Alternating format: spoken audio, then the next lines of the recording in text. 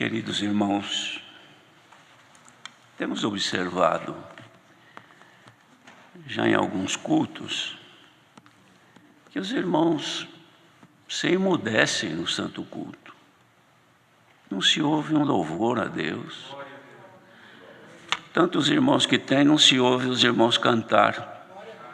Não sei o que está acontecendo, irmãos. Ajoelhamos para orar. Senhor Deus do céu, de Deus clamar que Ele se manifestasse com a sua presença, mas não se vê movimento. O que será isso, irmãos? Será que nós não chegamos aqui ainda? Pode ser que nós estamos ainda no caminho do culto e não chegamos aqui ainda. É certo que gritaria não. O Senhor deu a Paulo de exortar que toda a gritaria deveria ser tirada. Mas a multidão vinha caminhando junto com o Senhor Jesus e fazia um barulho, louvavam e glorificavam a Deus. E alguns dos discípulos se incomodaram com aquilo ali, porque estavam acostumados a estar junto com o Senhor. Mas os outros não. E como eles estavam sempre juntos com o Senhor, não achavam motivo para glorificar a Deus. Então falou: Senhor, manda que essa gente para de ficar gritando aí atrás de nós. O Senhor Jesus poderia ter dito: é verdade, manda todo mundo se calar. Mas Ele não fez isso. Falou: se estes se calarem, as pedras clamarão. Aí, estamos ouvindo um louvor agora. Será que todos os cultos precisam despertar e lembrar que esta casa Deus preparou para exaltar e louvar o nome do nosso Deus, irmãos? Bendito seja o Senhor que nos dá esta oportunidade de virmos à sua casa. Por isso que Davi dizia: alegrei-me quando me disseram, vamos à casa do Senhor. Os irmãos estão contentes? Estão alegres de haver vindo aqui na casa do Senhor? Eu estou feliz de poder estar aqui junto a vós, glorificando a Deus. Porque é disso que o Senhor se alimenta, irmãos. O Senhor se alimenta do nosso louvor, da nossa gratidão. Ninguém vai testemunhar, porque nem liberdade estamos tendo. Mas que o Senhor se agrada do nosso louvor, claro. O Senhor ouve e recebe como um incenso suave que chega às suas narinas. Por isso, quando vamos à casa do Senhor, vamos para louvar e glorificar o nome do nosso Deus. Agora, os irmãos não podem imaginar como é difícil atender um culto e não ter quórum, não ter movimento. Falar com os bancos, falar com as paredes. Mas hoje, se os irmãos se calarem, as pedras vão clamar. Bendito seja Deus, que nos faz dignos de podermos louvar o seu santo nome. Queridos irmãos, quando estava chegando aqui,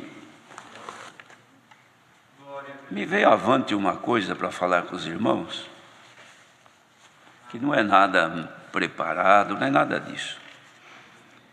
Mas considerando as dificuldades que os nossos jovens, nossos filhos, a juventude está enfrentando hoje, os irmãos vejam que as dificuldades não são só dos pais, os filhos também sofrem, até crianças. As crianças de hoje, elas têm uma sensibilidade muito grande, que conseguem absorver os sentimentos dos pais. Quando os pais estão angustiados, aborrecidos, preocupados por tudo aquilo que sucede, as criancinhas também sofrem. E os adolescentes, principalmente. Irmãos, a adolescência, para o jovem, para o adolescente, é um tempo de mutação, um tempo de adaptação a uma realidade desconhecida. E eles têm dificuldade. Os irmãos, vejam que muitos jovens, aí na idade da adolescência, dos 12, 13 anos para cima, pré-adolescência e depois da adolescência, 14, 15, é um tempo em que está havendo uma transição no seu corpo. E muitas vezes a mente não consegue acompanhar essa transição. E eles têm dificuldade até com os próprios colegas. Encontram dificuldade de relacionamento nas escolas. Tem aqueles que extravasam, dependendo da natureza do jovem. Aqueles que se extravasam, brincam e assim por diante, então vão conseguindo absorver essa situação que ocorre na sua vida. Mas nem todos, muitos, eles se contraem, se retraem e perdem aquela facilidade de contato que tinha, o relacionamento começa a deteriorar com os coleguinhas de escola. Nas reuniões de jovens, quantos adolescentes que já não querem mais ir, é uma dificuldade. Por quê? Porque começam a ter dificuldades de estarem juntos e de achar quem possa compreendê-lo. Ora, os pais têm o dever de entender os filhos, de investir nisso aí, porque é a hora, os irmãos vejam tudo que se constrói na vida da criança, na educação, no conhecimento da vida, no amor, na forma de tratar, tudo isso nós investimos nas criancinhas, na fala, leva-se à escola e assim por diante. Mas quando chega na adolescência, se nós não tivermos cuidado, nós vamos destruir aquilo que nós construímos, porque ele vem de uma criação carinhosa, de uma paciência dos pais, e agora ele começa a ter necessidade de uma atenção maior, e muitas vezes ele não tem coragem de chegar no pai e na mãe e contar o que sente. Ele espera que haja um reconhecimento, e nem sempre existe isso. Muitas vezes os pais, ao invés de investir para o bem dos filhos nessa época, ficam também distantes, não conseguem abaixar o nível para tornar-se amigo dos filhos. Então começa uma condição, irmãos, de conflitos dentro de casa. O filho, nessa idade, já tem conflitos pela própria natureza, dificuldade de compreender a nova forma de viver nesse mundo. Eles têm dificuldade de admitir o que está ocorrendo com eles. E se os pais não tiverem condição de serem amigos dos filhos, de suportar, porque eles muitas vezes se tornam arredios, eles não suportam a presença do pai e da mãe, mas é a hora de fazer de tudo para ganhá-lo. Por quê? Porque eles estão num limite extremamente apertado, irmãos. É muito tênue o caminho que eles estão caminhando.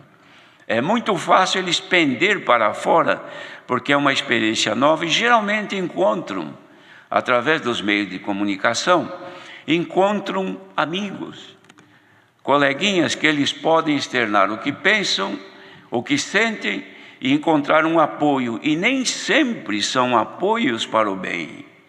Muitas vezes encontra aqueles também que estão em situação adversa, ou muitas vezes até numa evolução maligna já no mundo, e podem induzi-los a um caminho perverso.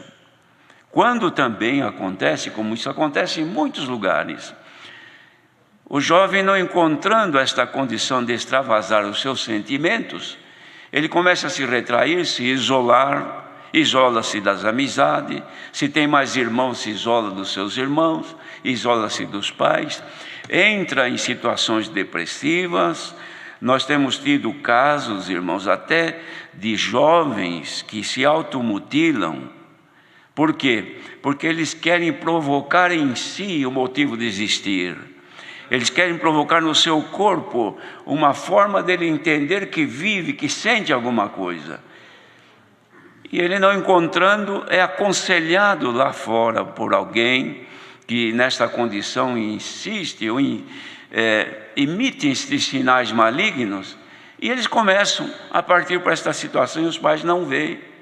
Outros irmãos chegam a ponto de começar a pensar em suicídio e acabam se suicidando.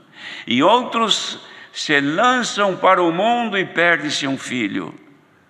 numa idade que nós poderíamos investir de tudo para não deixar chegar a esta situação.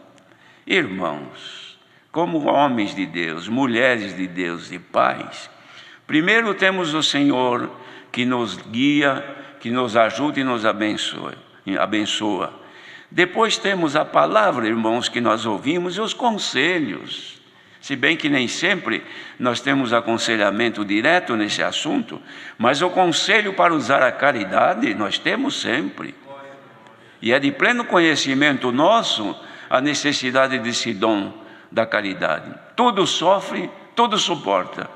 Mas tem pais que não sofrem os filhos e não suportam os filhos. Há momento de conflito no lar que os pais perdem, irmãos, a razão e mandam o filho embora, manda a filha embora. Irmãos, imagine se o Senhor fizesse isso conosco. No momento que nós estamos, irmãos, perdendo a nossa razão e num conflito da nossa fé erramos e o Senhor nos mandasse embora da sua casa. Não, Ele nos abraça cheios de defeitos. Vamos à casa de Deus, irmãos, sujos, roupa rasgada. O Senhor vem com carinho, nos abraça, nos lava, nos purifica, investe uma roupa nova e dá a mão para nós andarmos com Ele.